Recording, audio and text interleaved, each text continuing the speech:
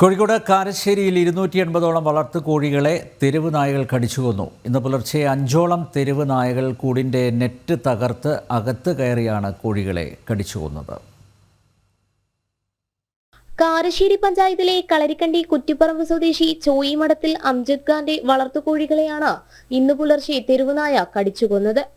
5ഓളം തെരുവുനായകൾ കൂടിന്റെ net തകർത്താണ് അകത്ത് കടന്നത്. ഗ്രാമശ്രീ ഇനത്തിൽപ്പെട്ട 1 മാസം പ്രായമുള്ള കോഴികളെയാണ് കൊന്നത്. 1,00,000 ലക്ഷം രൂപയുടെ നഷ്ടമുണ്ടാകുമെന്ന് അംജദ് ഖാൻ പറഞ്ഞു. പുലർച്ചെ 4 മണിക്കാണ് സംഭവിച്ചത്. തെരുനായകളാണ് ഇവിടെ കൂടുതലും തെരുനായന്റെ രൂക്ഷമായിട്ടുള്ള അതിക്രമം ഉണ്ട്.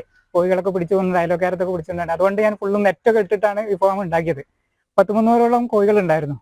അതിൽ 250ഓളം തെരുനായകൾ കൊന്നു. ബാക്കി 280 ഉണ്ട്. 20 ബാക്കിയേ ഉള്ളൂ. ഇതിപ്പോ മക്കളെ നോക്കണമായിരിക്കും നോക്കി നടത്തിയായിരുന്നു. ഇപ്പൊ വളരെ സങ്കടമുണ്ട്. രാവിലെ വൈകുന്നേരം വന്ന് കുറെ നേരം ഇതിലേക്ക് നിൽക്കലായിരുന്നു. നമ്മൾ ഫസ്റ്റില് നടത്തുന്നതാണല്ലോ. ഫസ്റ്റിലെ നടത്തുമ്പോൾ ഒരു വമ്പൻ സങ്കടം. കോഴികളുടെ ശബ്ദം കേട്ട അയൽവാസികളാണ് വിവരം അറിയിച്ചത്.